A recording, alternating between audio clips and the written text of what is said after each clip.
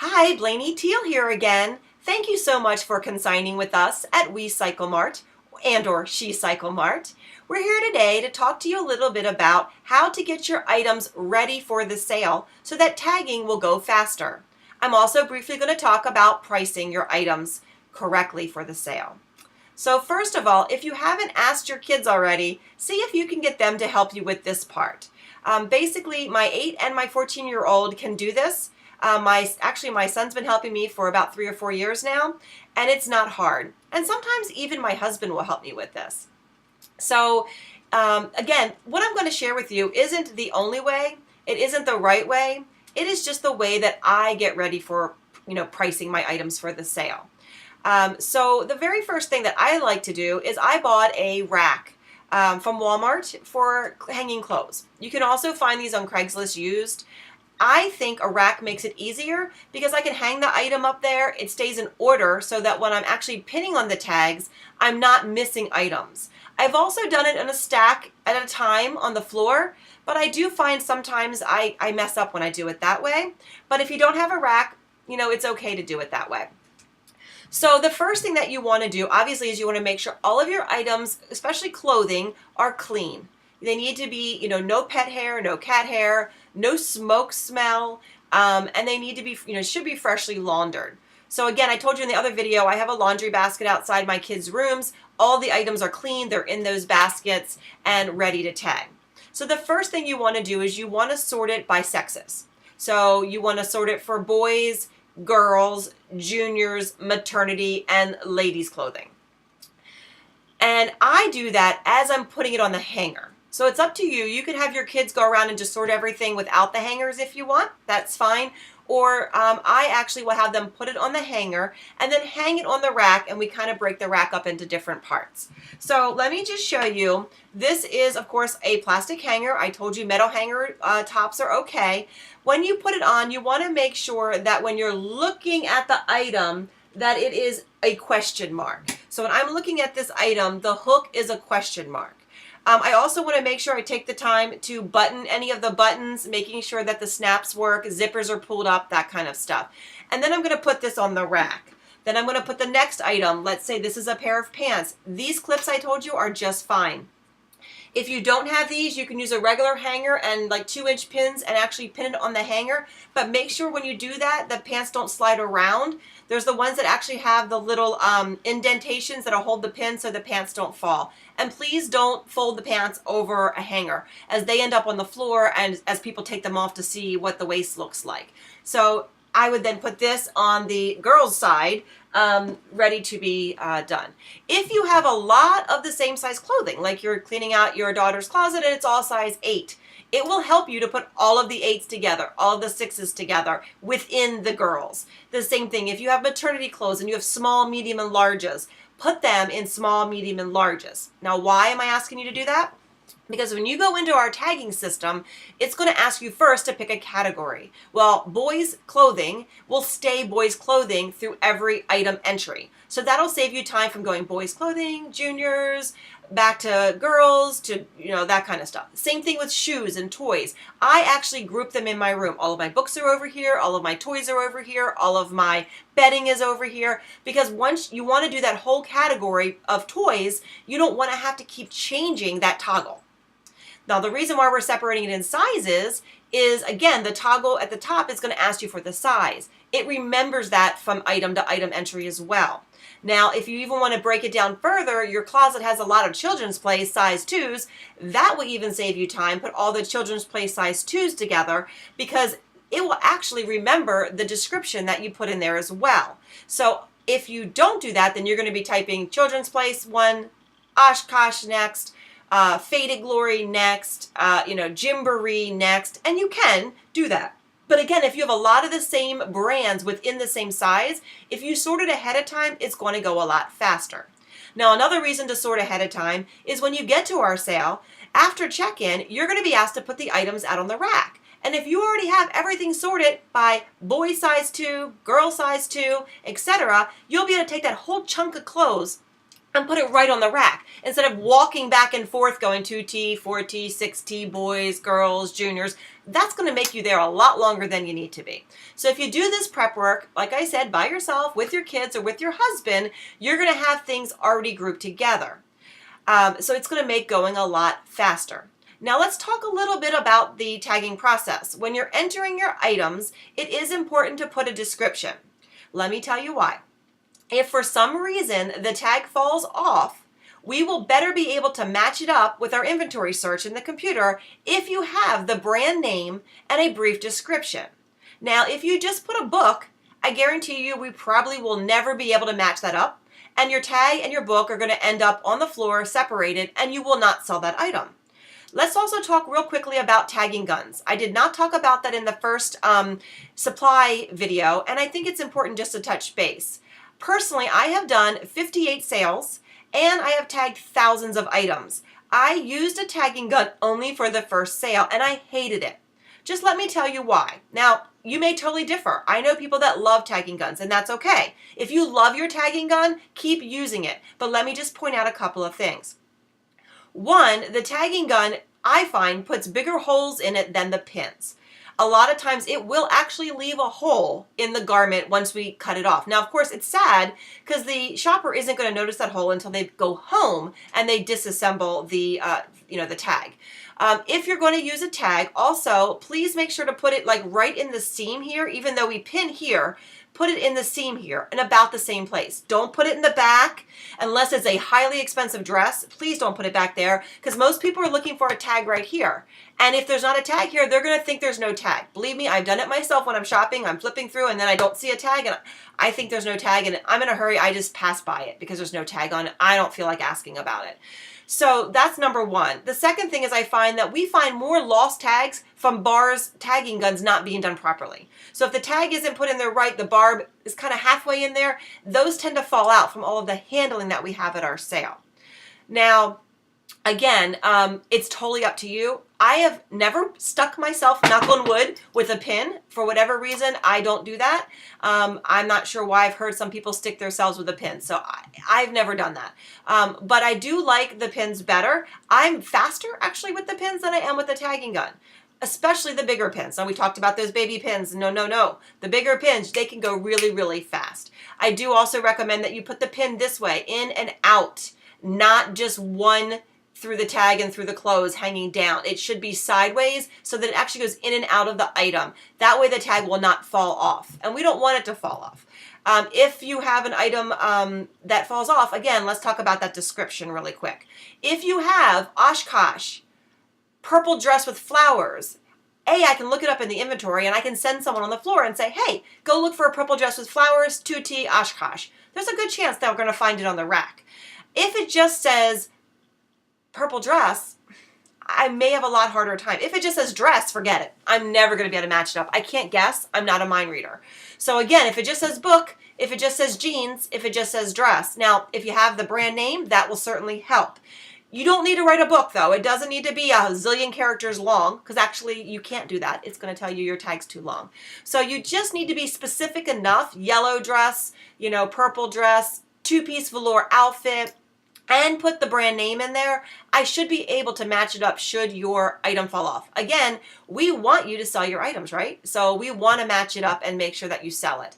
Again, another perk of volunteering is if you're there and you see your item is missing a tag, we can always go in and get you a tag off of your system at the sale. So again, another perk of volunteering is you can see your items if they happen to get separated from one another while you're there. And again, that'll help you sell your items. So now let's talk quickly about pricing. Everybody always asks me when they're new, how do I price my items? Now, we do have a pricing guide online. We actually made that 7 years ago. So I'm just going to tell you how to price based on what I've seen in the last 58 sales that we've done. So here's the deal. I recommend pricing it on, if it's an average item in average condition, about 33 to 24% or 33 to 25%. So a third to a quarter of what you, not what you paid for it, actually what the retail price is today. So let me give you an example. Again, we want to do 33 to 25%, a third to a quarter of what the retail price is today. Now, let me tell you why. Because you may have bought an amazing combo stroller for $300 4 years ago, 2 years ago, maybe even a year ago. And guess what? Right now it's on sale at Target for $99. So if you used our first rule of thumb, you would probably sell it for about $100, and I would say $99. So by the way, 9 sounds better than 10, 19 sounds better than 20, 39 sounds better than 40. I highly recommend you make it those odd numbers. It's psychology. If you know anything about the gas prices, they don't make it $4 a gallon. It's $3.999. It just sounds better. So again, using our rule of thumb, a $300 stroller combo, you may have put $99 on it. But we have very savvy moms at our sale. They'll go on and Google it, and they'll find out that it's available right now on sale for $99. They're not going to buy yours. So if it's selling for $99 right now, your best bet is probably going to be somewhere between $30 and $40. So you might be able to put $39 on it. Now, that applies again for the average item. If the item really is brand new, if it still has tags, if it was never used and it really looks like it was never used, and like it's something that just came out last season and you can tell it's top of the line, you will be able to get closer to 50%. Because remember, they're going to Google it and see what it's going for. Now, you can use eBay as a great tool as well, especially on items that are a little bit older, because you can see what they're valued at on eBay with shipping. So again, you might have an extra saucer that on average is selling around $20 on eBay with $10 shipping for $30. And that is about what you're going to get at Wee-cycle Mart. So a $100 extra saucer right now at the store is going to be again somewhere between $25 and $35. That makes sense. Now again, if it's new with tags, clothing, or toys, you typically can get closer to 50%. So my rule of thumb is if the game is a $20, I put 9. I do half minus $1. And then that's, sometimes you can do exactly 50, and again, that's your call. But hopefully that'll help you. If you look at it that way, it's not really, oh my gosh, I paid $80 for this dress. I get that. I do. But however, prices do come down and sales do happen. So realistically, an $80 heartstring dress, you probably will get about $15 at our sale for it. Again, you can try higher, you can try lower. Depends on what you're willing to risk. So let's talk again about pricing. A lot of times people price too high, and a lot of times, sometimes people price too low and they sell everything. And then they know next time they can add $1 or $2 to their pricing. But let's talk about half price day. I highly, highly encourage you to price all of your items at half price. Now, if you have something that's very sentimental and you're okay with coming back and picking it up, don't mark that item half price. I get it, and I totally agree with you. However, I believe some money is better than no money. I also believe that if you priced it right, and there's nothing wrong with it, that it should sell on Thursday, Friday, or Saturday at full price. We sell thousands and thousands of items at the full price. Not everybody waits to half price day. Not everybody can come back on half price day. And people realize that it might not be there on half price day if they wait. So if you price it reasonable, they will buy it on Thursday, Friday, and Saturday. Now, if it doesn't sell on those days, then one of a couple of things could be happening. One is it's priced too high. 2, there actually may be something wrong with it that you and the checkers missed. It could have a small stain, and we try to pull that off, of course, if we catch it. It may have a button missing. It may be missing pieces, and no one's brought it to our attention. Usually those things are brought to our attention, and we do pull them from the floor immediately. But sometimes with all the thousands of items that are there, things can get missed. So there's some reason why it hasn't actually sold. By marking it half price, there's a good chance that it's going to sell on Sunday. We have hundreds of shoppers that come back on Sunday again, even though they shopped Thursday, Friday, and even Saturday. They still come back on Sunday. Now, another thing is a lot of people don't find out about us until Sunday, so they will buy the full price items as well and the half price items. But again, you really need to think about your items and think, what would I pay for this item at a consignment sale? What would I pay for it? If you're not willing to pay the price you have on it, then you need to change the price. Okay? Now, let me just give you a quick example. Somebody came to me and said, I have a crib to sell. What should I put on it?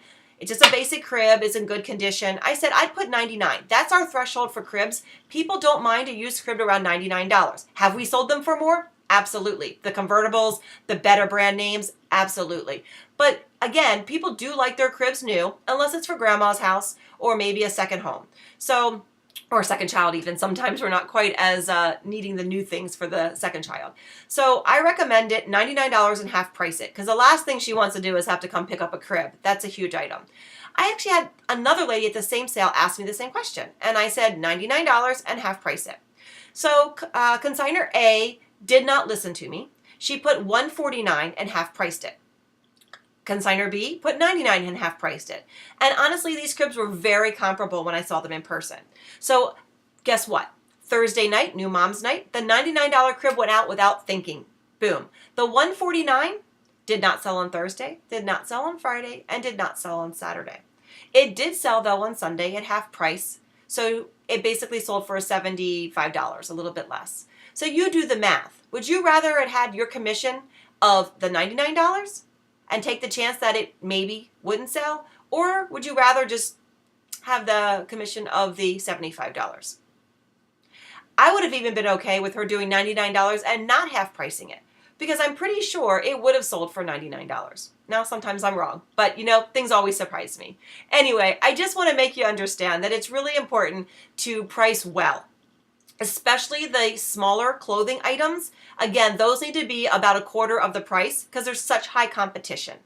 Now, if you're bringing boys' clothes and sizes like 3, 4, 5, 6, 7, 8, there's not a lot of competition. You could probably price it $1 higher.